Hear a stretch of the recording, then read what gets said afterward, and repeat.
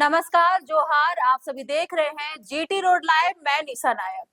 केंद्र सरकार लगातार यह दावा करती रही है कि देश में पेट्रोल और डीजल की कोई कमी नहीं है। सरकार का कहना है कि भारत के पास ईंधन का पर्याप्त भंडार मौजूद है और आम लोगों को घबराने की जरूरत नहीं है। लेकिन अब कुछ ऐसे हालात सामने आ रहे हैं जिन्होंने लोगों की चिंता बढ़ा दी है। कई बार देखा गया है कि किसी वजह से पेट्रोल पंपों पर लंबी कतारें लग जाती है और लोगों को थोड़े से ईंधन के लिए भी घंटों इंतजार करना पड़ता है। ऐसे में सवाल उठने लगा है कि क्या वास्तव में ईंधन की आपूर्ति पूरी तरह सामान्य है या फिर कहीं ना कहीं कोई समस्या मौजूद है। इसी बीच झारखंड के स्वास्थ्य मंत्री और खाद्य आपूर्ति मंत्री डॉक्टर इरफान अंसारी ने पेट्रोल और डीजल की आपूर्ति को लेकर चिंता जताई है। उनका कहना है कि केंद्र सरकार की नई व्यवस्था के तहत डीजल की आपूर्ति सीमित किए जाने की जानकारी मिल रही है, जिससे कई क्षेत्रों में परेशानी बढ़ सकती है।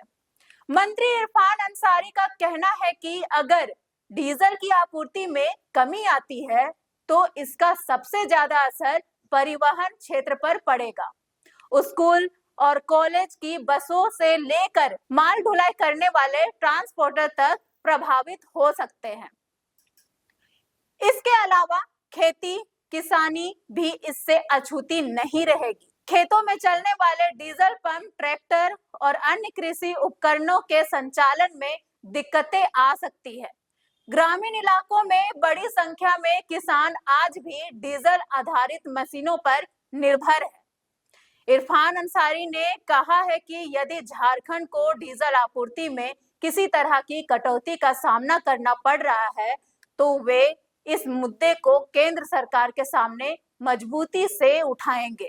उन्होंने कहा है कि झारखंड की जरूरतों को देखते हुए राज्य को किसी भी तरह की विशेष प्रतिबंध वाली व्यवस्था में नहीं रखा जाना चाहिए। मंत्री ने यह भी कहा है कि वह जल्द दिल्ली जाकर संबंधित केंद्रीय अधिकारियों और मंत्रालय से इस विषय पर चर्चा करेंगे ताकि राज्य में पेट्रोल और डीजल की पर्याप्त उपलब्धता सुनिश्चित की जा सके।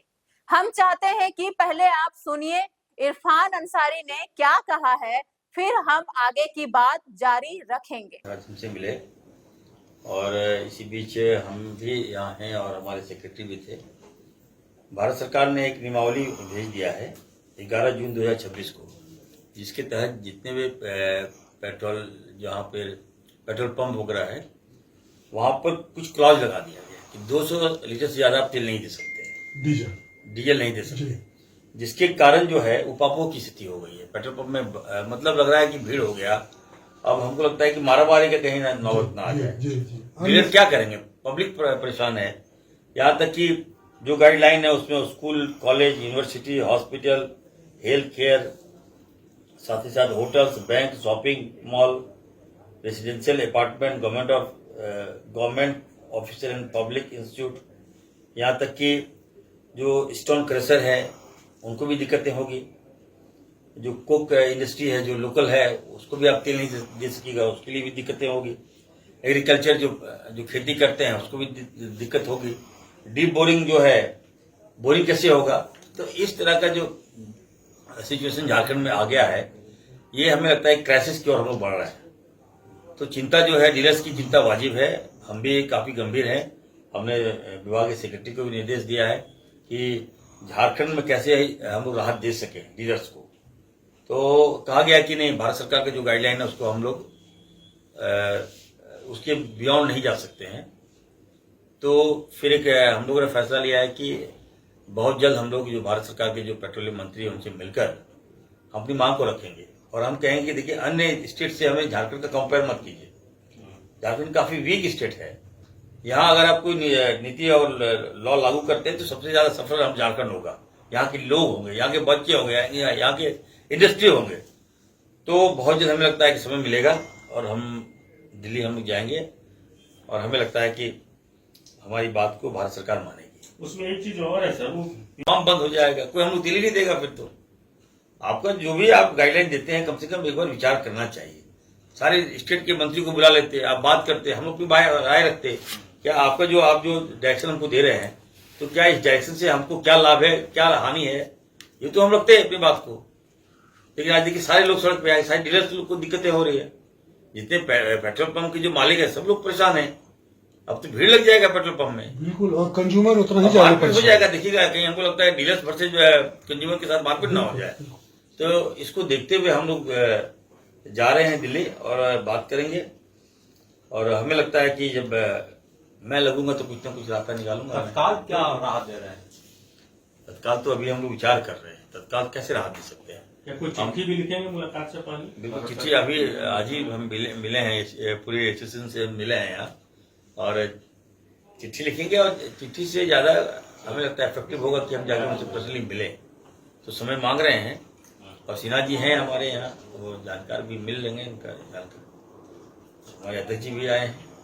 तो हमें लगता है रास्ता निकालेंगे हम, चिंता करने की बात नहीं है आप लोगों में। साथियों, एक तरफ केंद्र सरकार का कहना है कि देश में ईंधन की कोई कमी नहीं है और आपूर्ति पूरी तरह सामान्य है, वहीं दूसरी ओर झारखंड सरकार के मंत्री इरफान अंसारी ने संभावित संकट को लेकर चिंता जता रहे हैं। फिलहाल राज्य में पेट्रोल और डीजल की आपूर्ति सामान्य बताई जा रही है, लेकिन मंत्री के बयान के बाद यह मुद्दा राजनीतिक और प्रशासनिक दोनों स्तरों पर चर्चा का विषय बन गया है। क्या आने वाले समय में झारखंड में ईंधन की उपलब्धता को लेकर कोई चुनौती खड़ी होगी, या फिर यह सिर्फ आशंका साबित होगी? इसका जवाब आने वाले दिनों में ही मिलेगा।